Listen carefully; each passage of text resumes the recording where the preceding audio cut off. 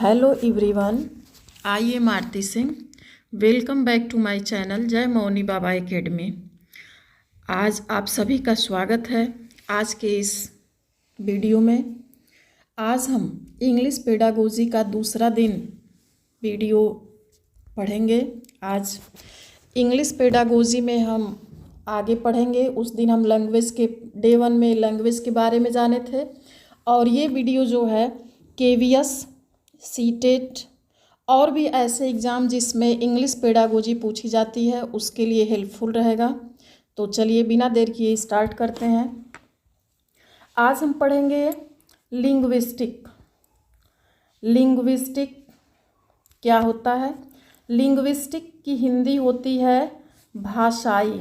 भाषाई यानी कि किसी भी भाषा की जब हम स्टडी करते हैं तो उसे हम लिंग्विस्टिक कहते हैं। लिंग्विस्टिक्स मीन्स होता है भाषाई।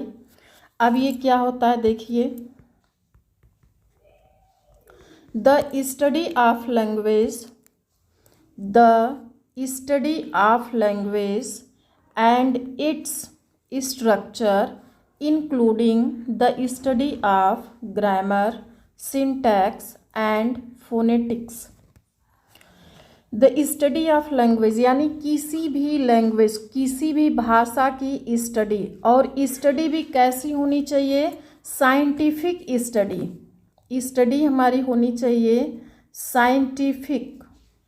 साइंटिफिक यानी कि वैज्ञानिक स्टडी होनी चाहिए।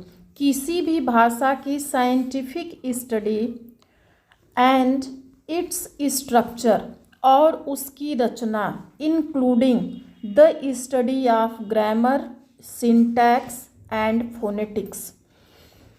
लिंग्विस्टिक्स हम तब कहेंगे जब किसी भी भाषा का उसमें वैज्ञानिक अध्ययन हो और उसकी रचना, उसकी जो संरचना होती है उस भाषा की, उसमें जो है स्टडी ऑफ ग्रामर हो, सिंटैक्स हो और फोनेटिक्स हो। देखिए ग्रामर तो आप समझ रहे होंगे कि ग्रामर क्या होता है। ग्रामर हमारा व्याकरण होता है। और सिंटैक्स क्या होता है कि किसी भी सेंटेंस को हम ये देखते हैं कि ये ग्रामर के हिसाब से है कि नहीं है, ग्रामेटिकली जो है आर्डर में है कि नहीं, सिंटैक्स वो होता है। और फोनेटिक्स हमारा होता है ध्वनि, जो हमारी स्वर निकलते हैं जब हम बोलते हैं तो ध्वनियों के अध्ययन को फोनेटिक्स कहते हैं। तो ये सब कुछ जिसमें इंक्लूड होगा और भाषा का साइंटिफिक स्टडी होगा उसे हम क्या कहेंगे? उसे हम लिंग्विस्टिक्स कहेंगे। वह लिंग्विस्टिक होगा। अब देखिए इतने आसान शब्दों में एकदम हिंदी में आपको बता रहे हैं कि आपको अच्छे से समझ में आ जाए और फिर कभी नहीं आप भूलें कि लिंग्विस्टिक और लैंग्वेज, इंग्लिश पेडागोजी आपको एकदम आसान लगने लगेगी। अब देखिए, अब आपके एग्ज़ाम में ये क्वेश्चन बार बार आता है, father of modern linguistics related to language. ये बार बार आपके एग्ज़ाम में पूछता है कि नाम बताइए फादर ऑफ मॉडर्न लिंग्विस्टिक्स के, कौन फादर है? तो ये हैं आपके Ferdinand de Saussure. Ferdinand de Saussure हमारे मॉडर्न लिंग्विस्टिक के पिता हैं। अब देखिए, अब इसको देखने के बाद हम आगे बढ़ेंगे। हमने लैंग्वेज के बारे में उस दिन पढ़ा था, अब हम देखेंगे forms of language. Forms of language क्या हैं? ये मुख्य रूप से 3 प्रकार के होते हैं। पहला होता है ओरल लैंग्वेज, जिसे हम हिंदी में मौखिक कहते हैं।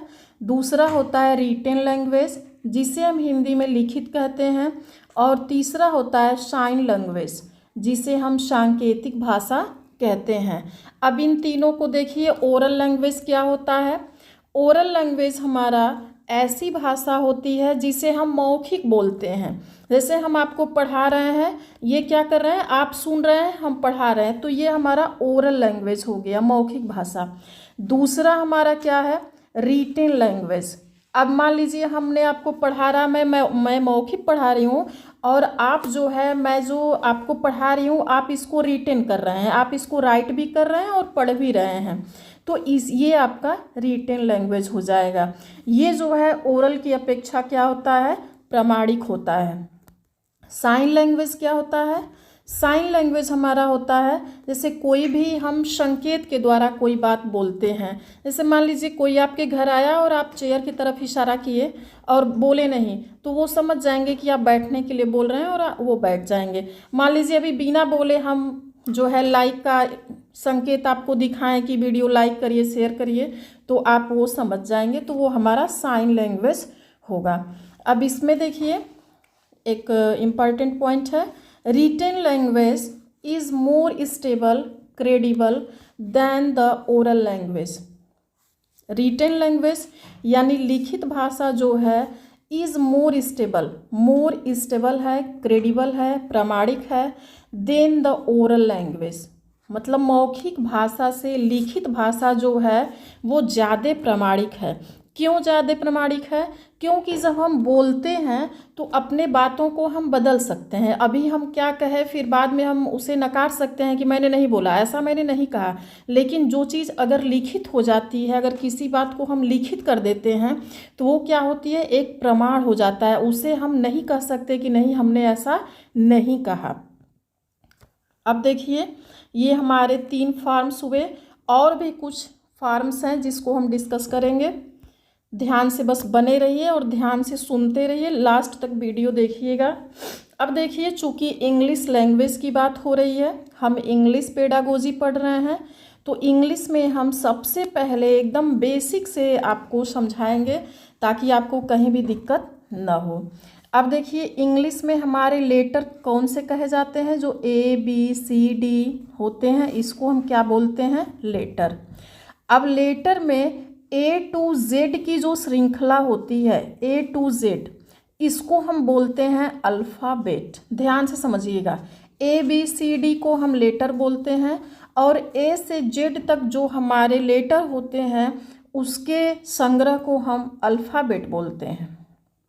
अब लेटर से हमारे क्या बनते हैं, वर्ड बनते हैं। लेटर से हमारे वर्ड बनते हैं। वर्ड क्या होते हैं, 2 या 2 से अधिक लेटर से मिलकर जो वर्ड बनेगा, और वो वर्ड मीनिंगफुल होना चाहिए। वर्ड कैसा होना चाहिए, मीनिंगफुल होना चाहिए, यानी कि अर्थपूर्ण होना चाहिए। जैसे मान लीजिए CAT कैट, 3 लेटर हम जोड़ दिए, CAT कैट, कैट मीन्स क्या होता है, बिल्ली। अगर मान लीजिए इसको हम ATC लिख दें तो ये हमारा वर्ड होगा, नहीं होगा, क्योंकि ATC मीन्स कुछ भी नहीं होता है, निरर्थक है, तो इसको हम वर्ड नहीं कहेंगे। हम ऐसे लेटर को जोड़ने से ऐसे वर्ड को हम वर्ड कह सकते हैं जिसका अर्थ मीनिंगफुल हो। और कई वर्डों के मिलने से जो बनता है सेंटेंस बोलते हैं या फ्रेज बोलते हैं। सेंटेंस भी ऐसा जिसका मीनिंग सही हो, गलत अगर अर्थ निकलेगा तो उसे हम सेंटेंस नहीं कहेंगे। इतना समझ में आ गया होगा, उम्मीद करती हूँ आपको अच्छे से समझ में आ रहा होगा। अब देखिए हमारा एक और फॉर्म्स, फोनोलॉजी। इसमें फर्स्ट जो है फोनोलॉजी हम पढ़ेंगे फॉर्म्स ऑफ लैंग्वेज में। इसके बाद और भी इसमें है, सिंटेक्स है, मॉर्फीम है, मॉर्फोलॉजिकल है, ये सारे हैं, तो इसको हम अगले वीडियो में डिस्कस करेंगे। फोनोलॉजी के बारे में पूरा आपको हम बताएंगे। अभी देखिए phonology, the sound system of a language is called phonology. अब देखिए यहाँ पर फोनोलॉजी, फ़ोन की घंटी बजती है आपके मोबाइल में तो आप उसको उठाते हैं, तो यहाँ पर यहाँ पे ध्यान रखिएगा कि फोनोलॉजी जो है वह ध्वनि से होता है। ध्वनि, जब ये फोनो जैसे फ़ोन बजता है तो उसकी आवाज़ सुन करके हम उसको उठाते हैं, तो उसी तरह फोनोलॉजी रिलेटेड है साउंड से। Sound system of a language, किसी भाषा के ध्वनि सिस्टम को, साउंड सिस्टम को हम फोनोलॉजी कहते हैं। किसी भी भाषा के साउंड सिस्टम को हम फोनोलॉजी कहते हैं। अब जब भी फोनोलॉजी आए तो आप फ़ोन से साउंड को रिलेट कर लीजिएगा। आपको समझ में आ जाएगा। अब देखिए, अब हमारे लेटर कितने होते हैं ABCD? 26 हमारे लेटर होते हैं। इसमें हमारे आप सभी को पता होगा कि वावेल होते हैं हमारे 5, AEIOU, और कॉन्सोनेंट हमारे होते हैं 21। इतना तो सबको पता होगा। अब देखिए फोनोलॉजी क्या है। अब फोनोलॉजी में ये जो 5 हमारे वावेल हैं, इनके 20 साउंड्स निकलते हैं। इनके हम जो हैं 20 साउंड निकलते हैं, जो हमारे 5 वावेल हैं। और जो हमारे 21 कॉन्सोनेंट हैं, इनके साउंड 24 निकलते हैं। एक बार और देख लीजिए, 26 हमारे लेटर हैं, इसमें वावेल 5 हैं। 5 वावेल के 20 साउंड निकलते हैं, और कॉन्सोनेंट हमारे 21 हैं, जिनके साउंड 24 निकलते हैं। तो टोटल जो साउंड है हमारा, टोटल साउंड इन इंग्लिश में कितना है? 44।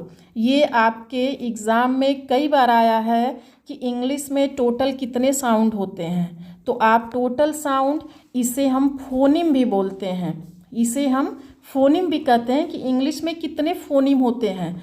तो ये फोनिम, एक मिनट देख लीजिए, फोनोलॉजी में फोनिम, ये हमारे फोनिम होते हैं। तो हमारे टोटल फोनिम कितने होते हैं? 44। अब देखिए आपके एग्ज़ाम में क्वेश्चन कैसे आते हैं। 2-3 क्वेश्चन हम लिए हैं जो इम्पॉर्टेंट क्वेश्चन आए हुए हैं। The sound system of a language is called. The sound system of a language is called. Language के, भाषा के साउंड सिस्टम को कहा जाता है, क्या कहा जाता है? अभी हम पढ़े हैं ऊपर, फोनोलॉजी। साउंड सिस्टम को हम फोनोलॉजी कहते हैं, और जो साउंड होते हैं उसको हम फोनिम बोलते हैं। फोनिम और फोनोलॉजी दो आज आपको क्लियर हो गया होगा, इसको आप नहीं भूलेंगे। अब देखिए दूसरा क्वेश्चन है, in English total sound is. यहाँ पे ये भी पूछ सकता है कि टोटल फोनिम इज, तो आपको कंफ्यूज नहीं होना है। फोनिम और फोनोलॉजी, ये फोन है तो सीधे आप रिलेट करिएगा साउंड से, यानी साउंड है। तो टोटल फोनिम यदि पूछ दिया तो आप क्या बताएंगे? कितने हमारे फोनिम हैं? 40 हैं? नहीं, 44 हैं। यस, 44 हमारे फोनिम हैं। अब यहाँ पर आप लोगों का ये फोनोलॉजी और लिंग्विस्टिक दो चीज़ मैं आप लोगों को समझाई हूँ। अब इसके बाद जो और भी फॉर्म्स हैं वो अगले वीडियो में मैं डिस्कस करूँगी, और आप लोगों को उम्मीद करती हूँ कि ये वीडियो बहुत अच्छे से समझ में आया होगा, और इसको ध्यान से पढ़िएगा। और यदि वीडियो आप लोगों को अच्छी लगी हो तो वीडियो को लाइक एंड शेयर करिएगा, चैनल को सब्सक्राइब कर दीजिएगा। आज के लिए बस इतना ही। थैंक यू, धन्यवाद।